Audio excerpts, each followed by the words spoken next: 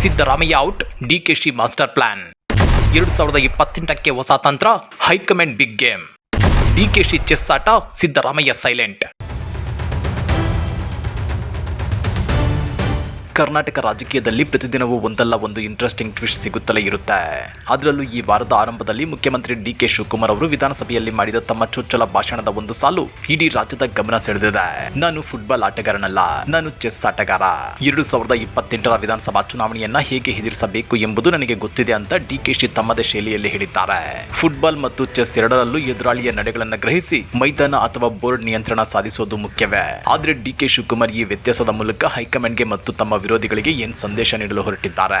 ಇತ್ತ ಮಾಜಿ ಸಿಎಂ ಸಿದ್ದರಾಮಯ್ಯನವರ ಯುಗ ಮುಗಿದು ಜೂನ್ ಮೊದಲ ವಾರದಿಂದ ಹೊಸ ನಾಯಕತ್ವ ಬಂದ ಮೇಲೆ ಕಾಂಗ್ರೆಸ್ ಹೈಕಮಾಂಡ್ ಸಂಪೂರ್ಣವಾಗಿ ತನ್ನ ಸ್ಟ್ರಾಟಜಿಯನ್ನೇ ಬದಲಾಯಿಸುತ್ತಿದೆ. ಸಿದ್ದರಾಮಯ್ಯನವರ ಪ್ರಭಾವದಿಂದ ಹೊರಬಂದು ಪಕ್ಷವನ್ನ ತಳಮಟ್ಟದಿಂದ ಬೆಳೆಸುವ ದೊಡ್ಡ ಪ್ಲಾನ್ ರೆಡಿಯಾಗಿದೆ. ಇವತ್ತಿನ ಅತ್ಯಂತ ವಿಸ್ತಾರವಾದ ವಿಡಿಯೋದಲ್ಲಿ ನಾವು ಸಂಪುಟ ವಿಸ್ತರಣೆಯ ಗೊಂದಲ, ಮುಸ್ಲಿಂ ರಾಜಕಾರಣದ ಹೊಸ ಲೆಕ್ಕಾಚಾರ, ಹಿರಿಯ ನಾಯಕರ ಅಸಮಾಧಾನ ಮತ್ತು 2028ರ ಚುನಾವಣೆಯ ಆಂತರಿಕ ತಂತ್ರಗಾರಿಕೆಯ ಬಗ್ಗೆ ವಿವರವಾಗಿ ಚರ್ಚೆ ಮಾಡಲಿದ್ದೇವೆ. ವಿಡಿಯೋ ಕೊನೆವರೆಗೂ ನೋಡಿ, ಎಲ್ಲೂ ಸ್ಕಿಪ್ ಮಾಡಬೇಡಿ. 2006ರಲ್ಲಿ ಜೆಡಿಎಸ್ ತೊರೆದು ಕಾಂಗ್ರೆಸ್ ಸೇರಿದ ಬಳಿಕ ಸಿದ್ದರಾಮಯ್ಯನವರು ಕರ್ನಾಟಕ ರಾಜಕೀಯದ ಶಕ್ತಿ ಕೇಂದ್ರವಾಗಿದ್ರು. ಬಂದ ತಕ್ಷಣವೇ ವಿರೋಧ ಪಕ್ಷದ ನಾಯಕರಾದ್ರು. 2013 ಮತ್ತು 2023ರಲ್ಲಿ ಮಲ್ಲಿಕಾರ್ಜುನ್ ಖರ್ಗೆ ಅವರಂತಹ ಹಿರಿಯ ನಾಯಕರನ್ನ ಹಿಂದಿಕ್ಕಿ 2 ಬಾರಿ ಸಿಎಂ ಆದ್ರು. ತಮ್ಮದೇ ಆದ ಅಹಿಂದ ಮತ ಬ್ಯಾಂಕ್ ಕಟ್ಟಿ ಪಕ್ಷಕ್ಕಿಂತಲೂ ದೊಡ್ಡ ನಾಯಕರಾಗಿ ಬೆಳೆದ್ರು. ಆದ್ರೀಗ 20 ವರ್ಷಗಳ ನಂತರ ಕಾಂಗ್ರೆಸ್ ಹೈಕಮಾಂಡ್ ತಮ್ಮ ಹಳೆಯ ಶೈಲಿಗೆ ಮರಳಲು ಪ್ಲಾನ್ ಮಾಡಿದೆ. ಅಂದ್ರೆ ಒಬ್ಬ ವ್ಯಕ್ತಿಯ ಪ್ರಭಾವಕ್ಕೆ ಸಿಲುಕದೆ ಪಕ್ಷದ ಸಂಘಟನೆಯನ್ನು ಬಲಪಡಿಸುವುದು. ಸಿದ್ದರಾಮಯ್ಯ ಅವರ ಶಕ್ತಿಯಾಗಿದ್ದ ಅಹಿಂದ ಅಂಶಕ್ಕೆ ಡಿಕೆಶಿ ಸಂಪುಟದಲ್ಲೂ ಸೂಕ್ತ ಪ್ರಾತಿನಿಧ್ಯ ನೀಡಲಾಗಿದ್ರು. ನಿರ್ಧಾರಗಳ ಅಧಿಕಾರವನ್ನ ಈಗ ಹೈಕಮಾಂಡ್ ತನ್ನ ಕೈಗೆ ತೆಗೆದುಕೊಂಡಿದೆ. ಈ ಸಂಪುಟದಲ್ಲಿ ನಡೆದಿರುವ ಅತ್ಯಂತ ಪ್ರಮುಖ ಲೆಕ್ಕಾಚಾರ ಏನಂದ್ರೆ ಮುಸ್ಲಿಂ ಸಮುದಾಯದ ನಾಯಕತ್ವ ಬದಲಾವಣೆ. 2018ರಲ್ಲಿ ಜೆಡಿಎಸ್ ನಿಂದ ಬಂದ ಜಮೀರ್ ಅಹಮದ್ ಖಾನ್ ಅವರಿಗೆ ಸಿದ್ದರಾಮಯ್ಯನವರ ಪೂರ್ಣ ಬೆಂಬಲವಿತ್ತು. ಜಮೀರ್ ಅಹಮದ್ ಖಾನ್ ಕಾಂಗ್ರೆಸ್ನ ಪ್ರಮುಖ ಮುಸ್ಲಿಂ ನಾಯಕರಾಗಿದ್ರು. ಆದ್ರೆ ಕಳೆದ ದಾವಣಗೆರೆ ದಕ್ಷಿಣ ಉಪಚುನಾವಣೆಯಲ್ಲಿ ಅಲ್ಪಸಂಖ್ಯಾತ ಮತಗಳು ಕಾಂಗ್ರೆಸ್ನಿಂದ ದೂರ ಸರಿದು ಅಭ್ಯರ್ಥಿ ಕಡಿಮೆ ಅಂತರದಲ್ಲಿ ಗೆದ್ದ ಮೇಲಷ್ಟೇ ಹೈಕಮಾಂಡ್ ಎಚ್ಚೆತ್ತುಕೊಂಡಿದೆ. ಈಗ ಆರೋಗ್ಯ ಸಚಿವ ಯುಟಿ ಖಾದರ್ ಅವರನ್ನ ಕಾಂಗ್ರೆಸ್ನ ಹೊಸ ಮುಸ್ಲಿಂ ಮುಖವಾಗಿ ಬಿಂಬಿಸಲಾಗ್ತಿದೆ. ಜಮೀರ್ ಬಳಿ ಇದ್ದ ಪ್ರಭಾವಿ ವಕ್ಫ್ ಮತ್ತು ಅಲ್ಪಸಂಖ್ಯಾತ ಕಲ್ಯಾಣ ಖಾತೆಗಳನ್ನ ಕಿತ್ಕೊಂಡು ಈಗ ಖಾದರ್ ಅವರಿಗೆ ನೀಡಲಾಗಿದೆ. ಇದು ಪಕ್ಷ ತನ್ನ ಆಂತರಿಕ ತಂತ್ರಜ್ಞಾನ ಬದಲಾಯಿಸುತ್ತಿದೆ ಎಂಬುದಕ್ಕೆ ಸ್ಪಷ್ಟ ಉದಾಹರಣೆ. ಇನ್ನೊಂದೆಡೆ ಸಚಿವ ಸಂಪುಟಕ್ಕೆ ಎಂಎಲ್ಸಿ ಗಾಯತ್ರಿ ಶಾಂತೇಗೌಡ ಅವರನ್ನ ಸೇರಿಸುವ ನಿರ್ಧಾರ ಸಿದ್ದರಾಮಯ್ಯನವರಿಗೆ ರಾಜಭವನಕ್ಕೆ ಪಟ್ಟಿ ಹೋಗುವ ಕೊನೆ ಕ್ಷಣದವರೆಗೂ ತಿಳಿದಿರಲಿಲ್ಲ. ಸಿದ್ದರಾಮಯ್ಯನವರು ತಮ್ಮ ಆಪ್ತ ಕುರುಬ ಸಮುದಾಯದ ಶಾಸಕ ಬಸವರಾಜ ಶಿವಣ್ಣನವರವರಿಗೆ ಸಚಿವ ಸ್ಥಾನ ನೀಡಬೇಕು ಅಂತ ತೀವ್ರ ಪಟ್ಟು ಹಿಡಿದಿದ್ರು. ಕೊನೆ ಕ್ಷಣದ ಗೊಂದಲದಿಂದಾಗಿ ಗಾಯತ್ರಿ ಶಾಂತೇಗೌಡ ಅವರ ಪ್ರಮಾಣ ವಚನವು ರದ್ದಾಯಿತು. ಪರಿಣಾಮ ಪ್ರಸ್ತುತ 34 ಸ್ಥಾನಗಳಲ್ಲಿ 33 ಭರ್ತಿಯಾಗಿದ್ದು ಸಂಪುಟದಲ್ಲಿ ಒಬ್ಬನೇ ಒಬ್ಬ ಮಹಿಳಾ ಪ್ರತಿನಿಧಿಯೂ ಇಲ್ಲದಂತಾಗಿದೆ. ಖಾಲಿ ಇರುವ ಆ ಒಂದು ಸ್ಥಾನವನ್ನ ಮಹಿಳೆಗೆ ನೀಡಬೇಕೋ ಅಥವಾ ಸಿದ್ದರಾಮಯ್ಯ ಸಲಹೆಯಂತೆ ಶಿವಣ್ಣನವರವರಿಗೆ ನೀಡಬೇಕು ಎಂಬುದು ಹೈಕಮಾಂಡ್ಗೆ ದೊಡ್ಡ ತಲೆನೋವಾಗಿ ಪರಿಣಮಿಸಿದೆ. ಸಂಪುಟದಿಂದ ಹೊರಗಿಳಿದ ಎಚ್.ಕೆ. ಪಾಟೀಲ್, ಜಯಚಂದ್ರ, ಎಂ. ಕೃಷ್ಣಪ್ಪ ಅವರಂತಹ ಹಿರಿಯರನ್ನ ಸಮಾಧಾನ ಪಡಿಸಲು ಹೈಕಮಾಂಡ್ ಆದ ತಪ್ಪನ್ನ ಸರಿಪಡಿಸುತ್ತೇವೆ ಅಂತ ಭರವಸೆ ನೀಡಿದೆ. ಆದ್ರೆ ಭರವಸೆಗಳು ಹಿರಿಯ ನಾಯಕರನ್ನ ಪೂರ್ತಿಯಾಗಿ ತೃಪ್ತಿಪಡಿಸಿಲ್ಲ. ಇನ್ನೊಂದೆಡೆ ಕೆ.ಎಚ್. ಮುನಿಯಪ್ಪ ಮತ್ತು ರಾಮಲಿಂಗಾರೆಡ್ಡಿ ಅವರ ಖಾತೆ ಬದಲಾವಣೆ ಮನವಿಯನ್ನ ಪುರಸ್ಕರಿಸಲಾಗಿದೆ. ಆದ್ರೆ ಆಗಸ್ಟ್ 3ರ ಪ್ರಮಾಣ ವಚನ ಸಮಾರಂಭಕ್ಕೆ ಸಿದ್ದರಾಮಯ್ಯ ಗೈರಾಗಿದ್ದು ಮತ್ತು ಮೌನ ವಹಿಸಿರೋದು ನನ್ನನ್ನು ಪೂರ್ತಿಯಾಗಿ ನಿರ್ಲಕ್ಷಿಸಲು ಸಾಧ್ಯವಿಲ್ಲ ಎಂಬ ಕೌಂಟರ್ ಮೆಸೇಜ್ ರವಾನಿಸಿದೆ. ಆದ್ರೆ ಕೆಲ ರಾಜಕೀಯ ವಿಶ್ಲೇಷಕರ ಪ್ರಕಾರ ಸಿದ್ದರಾಮಯ್ಯ ಅವರ ಸಲಹೆಯನ್ನ ಹೈಕಮಾಂಡ್ ತಿರಸ್ಕರಿಸಿರುವುದು ಮಾಜಿ ಸಿಎಂ ವಿಚಾರದಲ್ಲಿ ಕಾಂಗ್ರೆಸ್ ಧೋರಣೆ ಸಂಪೂರ್ಣ ಬದಲಾಗಿರುವುದಕ್ಕೆ ಸಾಕ್ಷಿಯಾಗಿದೆ. ಸಿದ್ದರಾಮಯ್ಯನವರು ವಯಸ್ಸು ಮತ್ತು ರಾಜಕೀಯ ಪರಿಸ್ಥಿತಿಯಿಂದಾಗಿ 2028ರ ಚುನಾವಣೆ ನನಗೆ ಕೊನೆಯಾಗಲಿದೆ, ಸ್ಪರ್ಧಿಸೋದಿಲ್ಲ ಅಂತ ಹೇಳಿದ್ದನ್ನ ಹೈಕಮಾಂಡ್ ಪರಿಗಣಿಸಿರಬಹುದು. ಆದ್ರೆ ರಾಜಕೀಯದಲ್ಲಿ ಯಾವುದೂ ಅಂತಿಮವಲ್ಲ. 2018ರಲ್ಲೂ ಸಿದ್ದರಾಮಯ್ಯ ಇದೇ ನನ್ನ ಕೊನೆ ಅಂದಿದ್ರು. ಆದ್ರೆ 2023ರಲ್ಲಿ ಸಿಎಂ ಆದ್ರು. 2028ರವರೆಗೂ ಸಿದ್ದರಾಮಯ್ಯ ಅವರ ಪ್ರಭಾವವನ್ನು ಸಂಪೂರ್ಣವಾಗಿ ಪಕ್ಕಕ್ಕಿಡೋದು ಹೈಕಮಾಂಡ್ಗೆ ಅತ್ಯಂತ ಸವಾಲಿನ ಕೆಲಸ.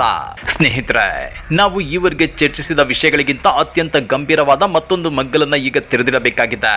ಕರ್ನಾಟಕ ರಾಜಕೀಯದಲ್ಲಿ 2028ರ ಚುನಾವಣೆಗೆ ಈಗಿನಿಂದಲೇ ಚದುರಂಗದಾಟ ಶುರುವಾಗಿದೆ. ಡಿ.ಕೆ. ಶಿವಕುಮಾರ್ ಅವರು ನಾನು ಚೆಸ್ ಆಟಗಾರ ಅಂತ ಹೇಳಿರೋದು ಕೇವಲ ಒಂದು ಸಾಧಾರಣ ಹೇಳಿಕೆಯಲ್ಲ. ಚೆಸ್ ಆಟದಲ್ಲಿ ಪ್ರತಿಯೊಂದು ಕಾಯಿಗೂ ತನ್ನದೇ ಆದ ಮೌಲ್ಯವಿರುತ್ತೆ. ರಾಜ, ರಾಣಿ, ಆನೆ, ಕುದುರೆ ಹೀಗೆ ಪ್ರತಿಯೊಂದನ್ನ ಸರಿಯಾದ ಸಮಯಕ್ಕೆ ಸರಿಯಾದ ರೀತಿಯಲ್ಲಿ ಬಳಸಿಕೊಳ್ಳೋದು ಆಟಗಾರನ ತಂತ್ರಜ್ಞತೆಗೆ ಸಾಕ್ಷಿ. ಆದ್ರೆ ಇಲ್ಲಿ ನಾವೆಲ್ಲರೂ ಕೇಳಲೇಬೇಕಾದ ಮುಖ್ಯ ಪ್ರಶ್ನೆ ಏನಂದ್ರೆ ಹೈಕಮಾಂಡ್ನ ಈ ಚೆಸ್ ಆಟದಲ್ಲಿ ಸಿದ್ದರಾಮಯ್ಯ ಎಂಬ ಅತ್ಯಂತ ಪ್ರಭಾವಿ ಕಾಯಿಯ ನಡೆ ಏನಾಗಲಿದೆ?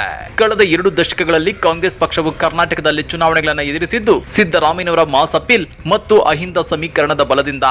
ಆದ್ರೆ ಹೈಕಮಾಂಡ್ ಈಗ ಮಾಡುತ್ತಿರುವ ಬದಲಾವಣೆ ಏನಂದ್ರೆ ಪಕ್ಷವನ್ನ ಕೇವಲ ಒಬ್ಬ ನಾಯಕನ ಮುಖಕ್ಕೆ ಸೀಮಿತಗೊಳಿಸಿ ಸೀಮಿತಗೊಳಿಸದೆ ಪ್ರತಿಯೊಂದು ಜಿಲ್ಲೆಯಲ್ಲಿಯೂ ಪ್ರಾದೇಶಿಕ ನಾಯಕರನ್ನ ಸ್ವತಂತ್ರವಾಗಿ ಬೆಳೆಸೋದು, ಸಂಪುಟ ಪುನರ್ರಚನೆಯ ಚರ್ಚೆಗಳು, ಸಚಿವ ಸ್ಥಾನಗಳ ಹಂಚಿಕೆ ಮತ್ತು ಜಿಲ್ಲಾವಾರು ಪ್ರಾತಿನಿಧ್ಯ ನೀಡುವಲ್ಲಿ ಹೈಕಮಾಂಡ್ ತೋರಿಸುತ್ತಿರುವ ಕಟ್ಟುನಿಟ್ಟಿನ ಧೋರಣೆ ಇದನ್ನೇ ನಿರೂಪಿಸುತ್ತದೆ.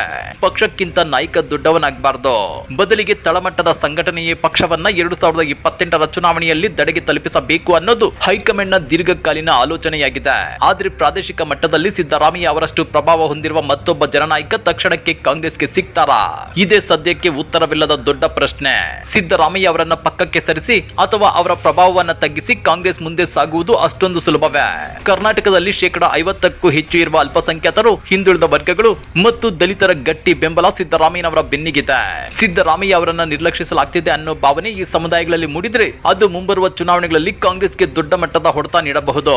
ಜಮೀರ್ ಅಹಮದ್ ಖಾನ್ ಅವರಿಂದ ವಕ್ಫ್ ಮತ್ತು ಅಲ್ಪಸಂಖ್ಯಾತ ಕಲ್ಯಾಣ ಖಾತೆಯನ್ನ ಕಿತ್ಕೊಂಡು ಯುಟಿ ಖಾದರ್ ಅವರಿಗೆ ನೀಡಿರುವುದು ದಾವಣಗೆರೆ ಉಪಚುನಾವಣೆಯಲ್ಲಾದ ಅಲ್ಪಸಂಖ್ಯಾತ ಮತಗಳ ಧ್ರುವೀಕರಣವನ್ನ ಸರಿಪಡಿಸಲು ಕೈಗೊಂಡ ಹೆಜ್ಜೆಯಾಗಿದ್ರು ಇದು ಸಿದ್ದರಾಮಯ್ಯ ಅವರ ಬೆಂಬಲಿಗರ ವಲಯದಲ್ಲಿ ಅಸಮಾಧಾನ ಹೊಗೆಯಾಡುವಂತೆ ಮಾಡಿದೆ. ಹೈಕಮಾಂಡ್ನ ಈ ಸೂಕ್ಷ್ಮ ನಡೆಗಳು ಅಹಿಂದ ಮತ ಬ್ಯಾಂಕ್ ಮೇಲೆ ಯಾವ ರೀತಿ ಪರಿಣಾಮ ಬೀರಲಿವೆ ಅನ್ನೋದನ್ನ ಕಾದು ನೋಡಬೇಕಾಗಿದೆ. ಇನ್ನ ಸಚಿವ ಸಂಪುಟದಿಂದ ಹೊರಗಿಳಿದ H K. Patil, T B. Jayachandra, M. Krishnappa ಮತ್ತು ಬಸವರಾಜ ಶಿವಣ್ಣನವರ್ ಅವರಂತಹ ನಾಯಕರ ಸೈಲೆಂಟ್ ಅಸಮಾಧಾನ ಸಣ್ಣದೇನಲ್ಲ. ರಾಜಕೀಯದಲ್ಲಿ ಆಂತರಿಕ ಅಸಮಾಧಾನ ಎಂಬುದು ಒಳಗೊಳಗೆ ಬೇರೂರಿ ಸೂಕ್ತ ಸಮಯ ಬಂದಾಗ ಬಂಡಾಯವಾಗಿ ಸಿಡಿಯುವ ಅಪಾಯವಿರುತ್ತದೆ. ಖಾಲಿ ಇರುವ ಆ ಒಂದೇ ಒಂದು ಸಚಿವ ಸ್ಥಾನವನ್ನ ಭರ್ತಿ ಮಾಡೋದು ಹೈಕಮಾಂಡ್ಗೆ ದೊಡ್ಡ ತಲೆನೋವಾಗಿದೆ. ಮಹಿಳಾ ಶಾಸಕಿಯೊಬ್ಬರಿಗೆ ಸಚಿವ ಸ್ಥಾನ ಕೊಟ್ಟು ಸಂಪುಟದಲ್ಲಿ ಮಹಿಳಾ ಪ್ರಾತಿನಿಧ್ಯದ ಕೊರತೆಯನ್ನ ನೀಗಿಸಬೇಕು ಅಥವಾ ಸಿದ್ದರಾಮಯ್ಯನವರ ಸಲಹೆಗೆ ಗೌರವ ನೀಡಿ ಅವರ ಆಪ್ತರನ್ನ ಸೇರಿಸಿಕೊಳ್ಳಬೇಕು. ಈ ಒಂದೇ ಒಂದು ಸ್ಥಾನದ ನಿರ್ಧಾರವು ಹೈಕಮಾಂಡ್ನ ಮುಂದಿನ ಹೆಜ್ಜೆಗಳನ್ನ ನಿರ್ಧರಿಸಲಿದೆ. ರಾಜಕೀಯದಲ್ಲಿ 24 ಗಂಟೆಗಳೇ ಸುದೀರ್ಘ ಸಮಯ ಎನ್ನುವಾಗ 2028ರ ಚುನಾವಣೆಗೆ ಇನ್ನೂ ಕಾಲಾವಕಾಶವಿದೆ. ಸಿದ್ದರಾಮಯ್ಯನವರು ನನ್ನ ವಯಸ್ಸು ಮತ್ತು ಬದಲಾದ ಪರಿಸ್ಥಿತಿಯಿಂದ 2028ರ ಚುನಾವಣೆ ನನಗೆ ಕೊನೆ ಅಂತ ಹೇಳಿರಬಹುದು. ಆದ್ರೆ 2018ರಲ್ಲೂ ಅವರು ಇದೇ ಮಾತನ್ನ ಹೇಳಿದ್ರು ಅನ್ನೋದನ್ನ ನಾವಿಲ್ಲಿ ಮರೆಯುವಂತಿಲ್ಲ. ರಾಜಕೀಯದ ಅನಿಶ್ಚಿತತೆಯಲ್ಲಿ ಯಾವುದು ಯಾವಾಗ ಬೇಕಾದ್ರೂ ಬದಲಾಗಬಹುದು. ಡಿ.ಕೆ. ಶಿವಕುಮಾರ್ ಅವರ ಸಂಘಟನಾ ಚಾತುರ್ಯ ಮತ್ತು ಸಿದ್ದರಾಮಯ್ಯನವರ ಜನಪ್ರಿಯತೆ ಈ ಇಬ್ಬರು ಪ್ರಭಾವಿ ನಾಯಕರನ್ನ ಸರಿಯಾಗಿ ಸರಿದೂಗಿಸಿಕೊಂಡು ಹೋಗದಿದ್ರೆ ಹೈಕಮಾಂಡ್ ಕಟ್ಟುತ್ತಿರುವ 2028ರ ಕಲ್ಪನೆಯ ಮಹಲು ಕುಸಿಯುವ ಅಪಾಯವೂ ಇದೆ.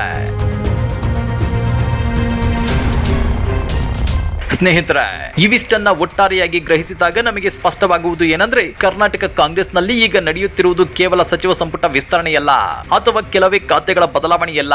ಇದು ಪಕ್ಷದ ಭವಿಷ್ಯದ ನಾಯಕತ್ವ ಮತ್ತು 2028ರ ಚುನಾವಣಾ ತಂತ್ರಗಾರಿಕೆಯ ಬೃಹತ್ ಮರು ವಿನ್ಯಾಸ. ಡಿ.ಕೆ. ಶಿವಕುಮಾರ್ ಅವರ ಚೆಸ್ಸಾಟ, ಹೈಕಮಾಂಡ್ನ ಹೊಸ ಲೆಕ್ಕಾಚಾರಗಳು ಮತ್ತು ಸಿದ್ದರಾಮಯ್ಯ ಅವರ ಮೌನದ ಹಿಂದಿನ ರಾಜಕೀಯ ತಂತ್ರಗಾರಿಕೆ ಮುಂಬರುವ ದಿನಗಳಲ್ಲಿ ಕರ್ನಾಟಕ ರಾಜಕೀಯದಲ್ಲಿ ಯಾವ ಹೊಸ ಅಧ್ಯಾಯವನ್ನ ಬರೆಯಲಿದೆ ಅನ್ನೋದನ್ನ ಕಾದು ನೋಡಬೇಕಾಗಿದೆ. ಹಾಗಾದ್ರೆ ಮಾಜಿ ಸಿಎಂ ಸಿದ್ದರಾಮಯ್ಯನವರ ಬೆಂಬಲವಿಲ್ಲದೆ ಕಾಂಗ್ರೆಸ್ 2028ರಲ್ಲಿ ತನ್ನ ಅಧಿಕಾರವನ್ನ ಉಳಿಸಿಕೊಳ್ಳಲು ಸಾಧ್ಯವೇ? ನಿಮ್ಮ ಖಡಕ್ ಅಭಿಪ್ರಾಯಗಳನ್ನ ಕೆಳಗಡೆ ಕಮೆಂಟ್ ಬಾಕ್ಸ್ ನಲ್ಲಿ ತಿಳಿಸಿ. ವಿಡಿಯೋ ಮಾಹಿತಿ ಇಷ್ಟವಾಗಿದ್ರೆ ತಕ್ಷಣವೇ ಲೈಕ್ ಮಾಡಿ, ನಿಮ್ಮ ಸ್ನೇಹಿತರೊಂದಿಗೂ ಶೇರ್ ಮಾಡಿ ಮತ್ತು ನಮ್ಮ ಚಾನೆಲ್ಗೆ ಸಬ್ಸ್ಕ್ರೈಬ್ ಆಗೋದನ್ನ ಮರಿಬೇಡಿ. ಮತ್ತೊಂದು ಗಂಭೀರ ರಾಜಕೀಯ ವಿಶ್ಲೇಷಣೆಯೊಂದಿಗೆ ಮತ್ತೆ ಸಿಗೋಣ. ಅಲ್ಲಿಯವರೆಗೂ ಟೇಕ್ ಕೇರ್, ಬಾಯ್.